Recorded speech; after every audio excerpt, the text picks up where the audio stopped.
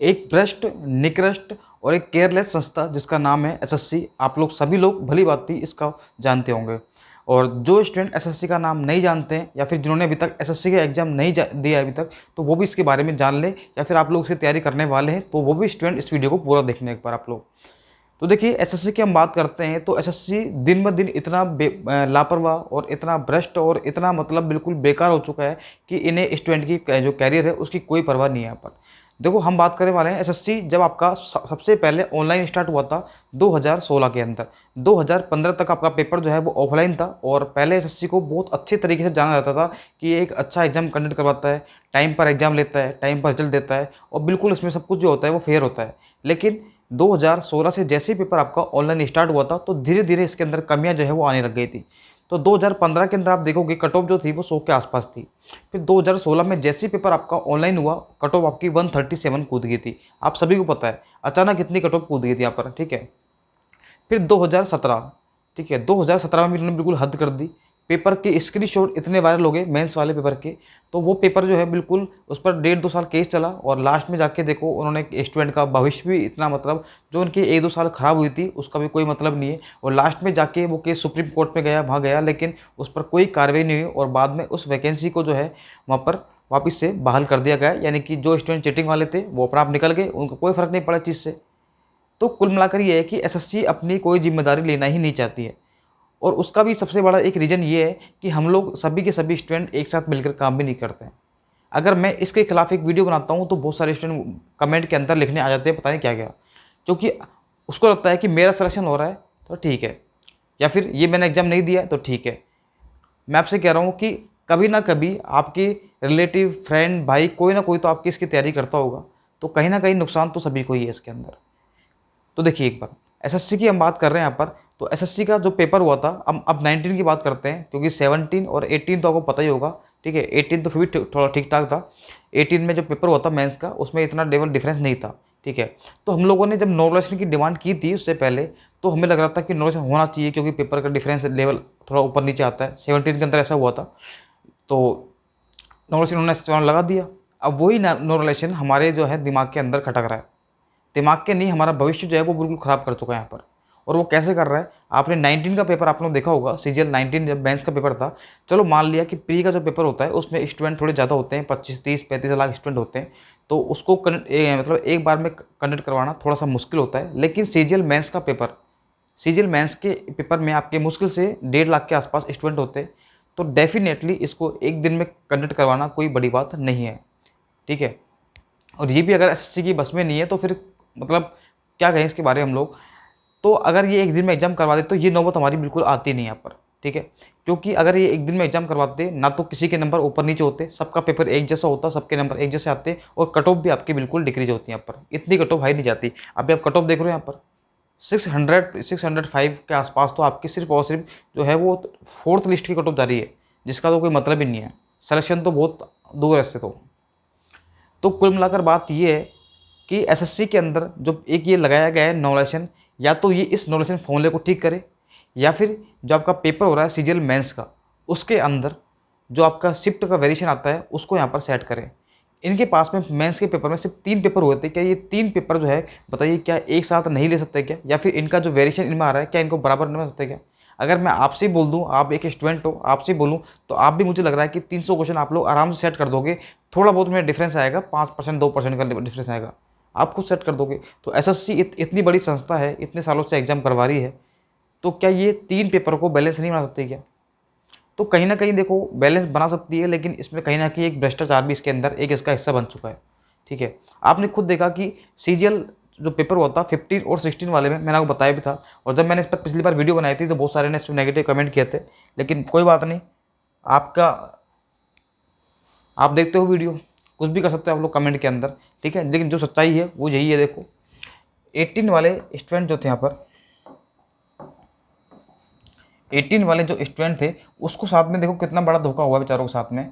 अगर उस स्टूडेंट के किसी के नंबर 185 के आसपास है तो उसके नंबर सीधे घट करके हो चुके हैं 130 के आसपास, 130 या 135 के आसपास नंबर हो चुके हैं उसके। और किसी स्टूडेंट के अगर 150 नंबर हैं तो शायद उसके नंबर जो हैं वो तो शायद 90 के आसपास पहुँच चुके हैं। और किसी स्टूडेंट के अगर नंबर 120 या 100 के आसपास है तो वो तो नेगेटिव में जा चुके हैं, नेगेटिव में 21, 20 जो भी है। और किसी स्टूडेंट के 40-50 नंबर गलती से आ गए तो उसके माइनस के 400 तक यहाँ पर नेगेटिव हो रहा है। तो भाई चलो ये स्टूडेंट तो उस काम के नहीं है, लेकिन कम से कम ये वाले स्टूडेंट तो है जो कि छोटी मोटी सिली मिस्टेक तो आपसे भी हो जाती है, कई बार हो जाती है, हम नहीं चाहते हुए हमसे हो जाती है। तो आपने उसका मैथ का स्कोर देख लिया, आपने नॉर्मेशन ला के उसको इतना नीचे गिरा दिया कि अब उसके जो पेपर था इंग्लिश का, उसके जो प्री के मार्क्स थे सभी को इन्होंने आपने खत्म कर दिया, उसका कैरियर आपने यहीं पर खत्म कर दिया।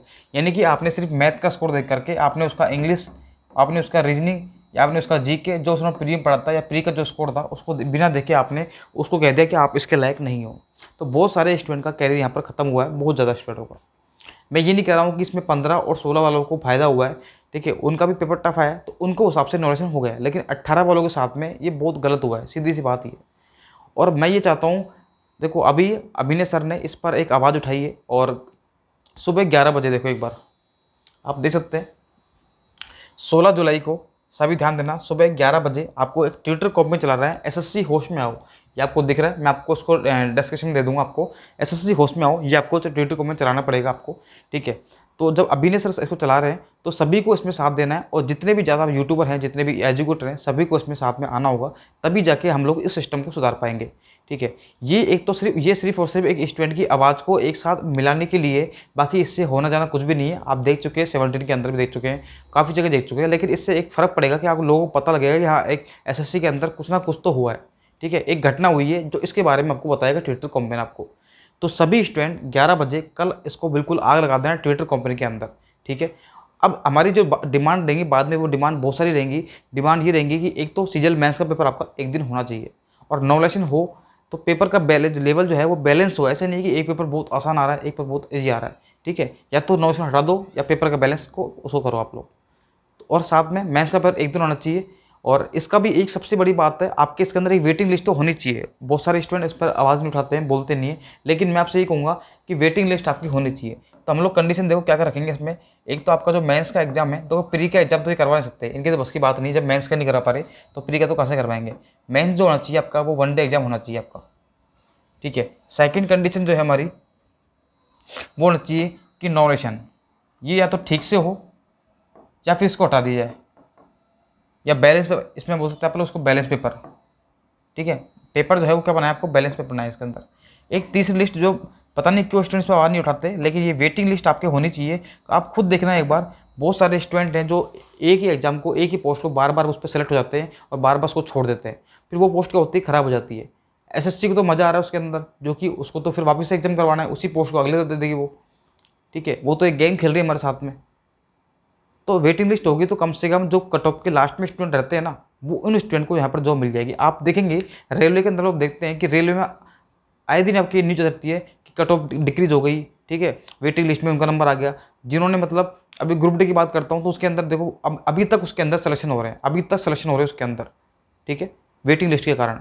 क्योंकि जो लास्ट में रह गए थे उनका फर्स्ट लिस्ट में नाम नहीं आया, सेकंड में आ गया, थर्ड में नहीं आया, फोर्थ में आ गया, तो कहीं ना कहीं उनका सिलेक्शन हो गया।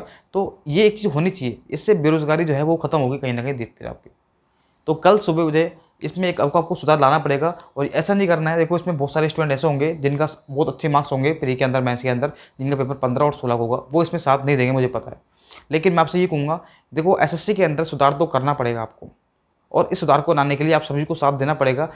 और देखिए एसएससी ने सबसे बड़ी घटना क्या की है यहाँ पर, देखो इन्होंने जब इसका मेंस का जो आंसर की निकाली थी, रिजल्ट निकाला था, उस टाइम इन्होंने जो है मार्क्स डिक्लेयर नहीं किए थे। उन्हें पता था कि ये फालतू का जो है घपला होने वाला है, लोग स्टूडेंट आवाज़ उठाएंगे अपनी, इसीलिए अभी इनके मार्क्स को दबा दो। जैसे ही अभी इन्होंने मार्क्स दिए इन्होंने, और तुरंत बाद 1 महीने बाद इन्होंने सीजल का पेपर कर दिया 20 वाला, 2020 वाला। तो अब स्टूडेंट जो होंगे वो पढ़ाई में लग जाएंगे, तो कहीं ना कहीं ये बात जो है वो दब जाएगी। लेकिन आपको इस बात को दबने नहीं देना है, आपको तैयारी कंटिन्यू करनी है। आपको मैं ये नहीं कह रहा कि तैयारी नहीं करनी है, तैयारी आपको कंटिन्यू करनी है, लेकिन इस बात को आपको उठाना है आपको। क्योंकि जो स्टूडेंट मान लीजिए आपने इस साल एग्जाम नहीं दिया, आपने फेल हो गए आप लोग, लेकिन कम से कम अगली बार ये कंडीशन वापस से रिपीट ना हो। अगर आप ऐसा नहीं करोगे तो एसएससी बार बार इसको रिपीट करेगी। तो बस यही है, कल सुबह 11 बजे आप लोग सभी साथ दो, जिसका सिलेक्शन हुआ है वो भी और जिसका नहीं हुआ है वो भी, और जो एग्जाम की तैयारी कर रहा है आगे वाला की, वो भी तैयारी करे पर, ठीक है। तो मिलते हैं फिर अगली वीडियो में, तब तक के लिए बाय बाय, ओके, थैंक्स।